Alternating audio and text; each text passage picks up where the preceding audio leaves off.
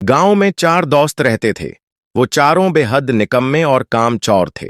वो चाहते थे कि हमें कोई काम भी न करना पड़े और खाने पीने और रहने की हर चीज भी मैसर आती रहे। उन चारों में जो सबसे बड़ा था वो बहुत चालाक और ज़हीन का था। उसने उन्हें लोगों को बेवकूफ बनाकर पैसे बटूरने का एक अजीब तरीका बताया। उसने कहा, हम किसी दूसरे गांव चले जाते हैं। वहां के लोग हमारे लिए अजनबी होंगे और हम उनके लिए अजनबी होंगे। हम गांव के अमीर लोगों के पास जाकर झूठ मूठ की कहानियां सुनाएंगे और अपनी मजलूमियत बयान करेंगे। यूं हमें कुछ न कुछ पैसे मिल ही जाएंगे। तीनों दोस्तों ने इस तरीका से इत्तेफाक किया।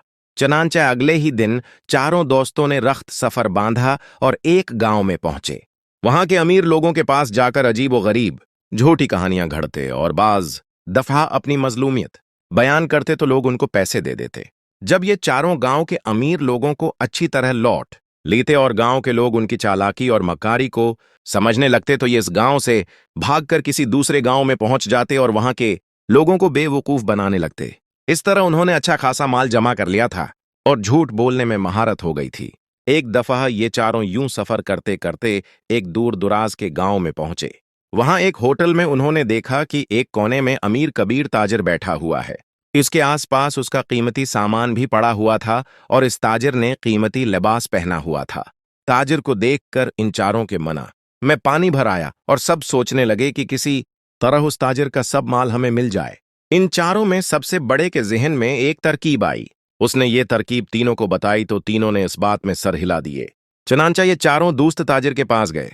सलाम दा के बाद उनमें से एक दोस्त ने ताजिर से कहा, अगर आप रिजामंद हूं तो हम आपके साथ एक खेल खेलना चाहते हैं। वो ये कि हम सब एक दूसरे को झूठी कहानियां सुनाएंगे और शर्त यह होगी कि उन झूठी कहानियों को सच कहना पड़ेगा। अगर उन कहानियों पर किसी ने झूठा होने का इल्जाम लगाया तो वो हार जाएगा और उस हारने वाले का सारा माल ले लिया जाएगा। ताजिर ने कहा, वाह, ये खेल तो बहुत मजेदार होगा। मैं तैयार हूं। अगर मैं हार गया तो ये सारा माल तुम्हारा हो जाएगा। चारों दोस्त ये सुनकर बहुत खुश हुए और सोचने लगे कि हम ऐसी ऐसी झूठी कहानियां उसको सुनाएं गए कि ये फौरन पुकार उठेगा, ये झूठ है, ऐसा नहीं हो सकता, और हम जीत जाएंगे और इस ताजिर का सारा माल कब्जा में कर लेंगे। जरूरी है कि हमारे उस खेल में गांव या होटल का बड़ा भी मौजूद हो ताकि वो हार जीत का फैसला कर सके। ताजिर ने कुछ सोचते हुए कहा। चारों दोस्तों ने उस बात से इत्तेफाक किया। चनांचा गांव के चौहेद्री को बुलाया गया और वो इन पांचों के साथ बैठ गया। पहले दोस्त ने कहानी शुरू की। कहने लगा, मैं अभी अपनी मां के पेट में ही था, यानी पैदा नहीं हुआ था कि मेरी मां और बाप सफर पर रवाना हुए। रास्ता में आम का एक दरख्त नजर आया। मेरी मां ने वहां रखकर मेरे बाप से कहा, मुझे आम खाने हैं, आप दरख्त पर चढ़कर आम तोड़ कर ला दें।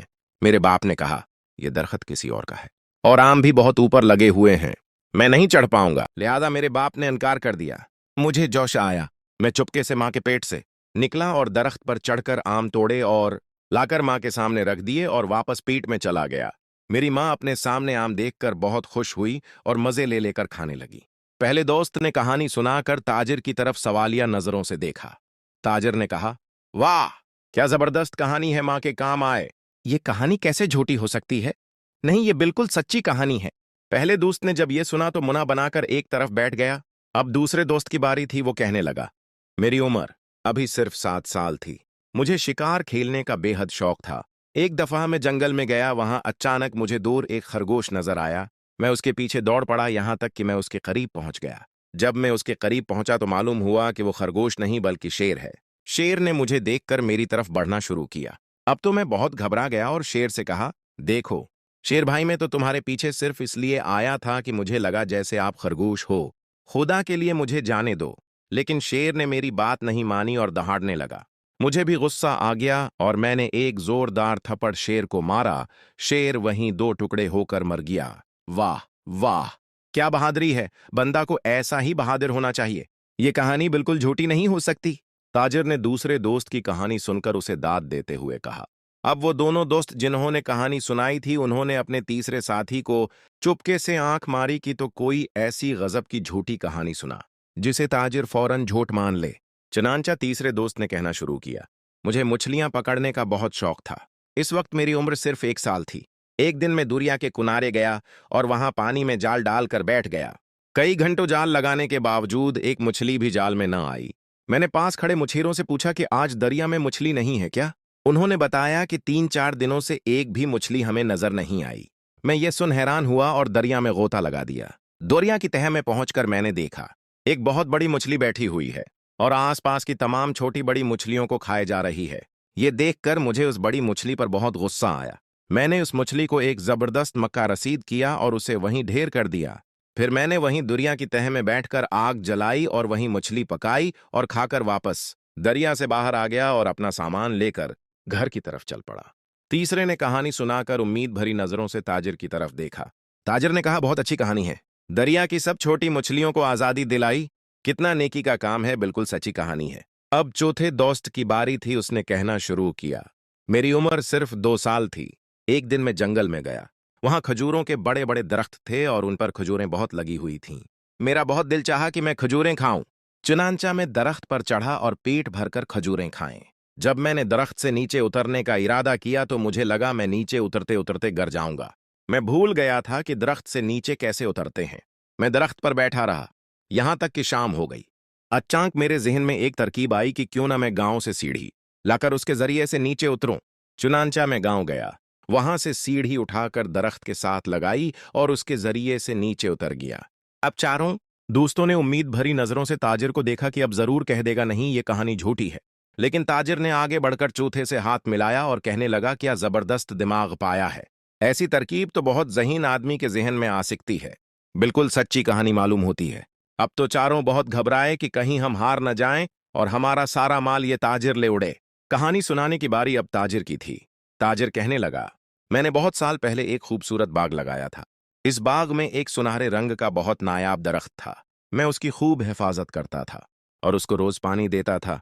यहां तक कि 1 साल बाद इस दरख्त पर 4 सुनहरे रंग के सेब नमूदार हुए।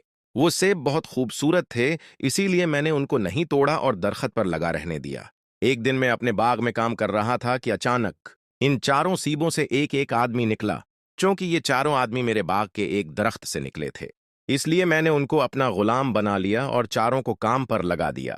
लेकिन ये चारों बहुत निकम्मे और कामचोर थे। एक दिन ये चारों भाग गए और खुदा का शुक्र है आज वो चारों गुलाम मेरे सामने बैठे हैं। ये कहानी सुनकर चारों दोस्तों के अवसान खुदा हो गए। गांव के चौधरी ने पूछा, हाँ बताओ, ये कहानी सच्ची है या झूठी। चारों दोस्तों के हाथ पांव ठंडे हो गए। ताजिर की उस कहानी को झूठ कहीं तो उनका सारा माल ताजिर का हो जाता है, और अगर सच कहीं तो ताजिर के गुलाम करार पाते हैं। चनांचा चारों खामोश हो गए, ना हाँ में जवाब दिया और ना ही ना में। गांव के चौधरी ने उनको चुप देखकर ताजिर के हक में फैसला कर दिया कि ये चारों तुम्हारे गुलाम हैं। ये सुनकर वो चारों ताजिर के कदमों में गिर पड़े और लगे माफिया मांगने। ताजिर ने चौधरी से कहा, ये चारों भागते हुए मेरा सारा सामान भी अपने साथ ले भागे थे। चलो मैं उनको आजाद करता हूं, लेकिन उनके पास जो माल है वो मेरा है। चनांचा गांव के चौधरी ने उन चारों दोस्तों के पास जितना माल था वो सारा ताजिर को दे दिया। वो ताजिर सारा सामान और माल व दौलत लेकर चला गया। ये चारों बहुत सख्त पशिमान हुए। उन्हें झूठ की नहायत बड़ी सजा मिली थी। चारों दोस्तों ने तय किया कि वो कभी झूठ का सहारा नहीं लेंगे और मेहनत करके रोजी कमाएंगे। चारों वापस अपने गांव चले गए और झूठ से तौबा कर ली।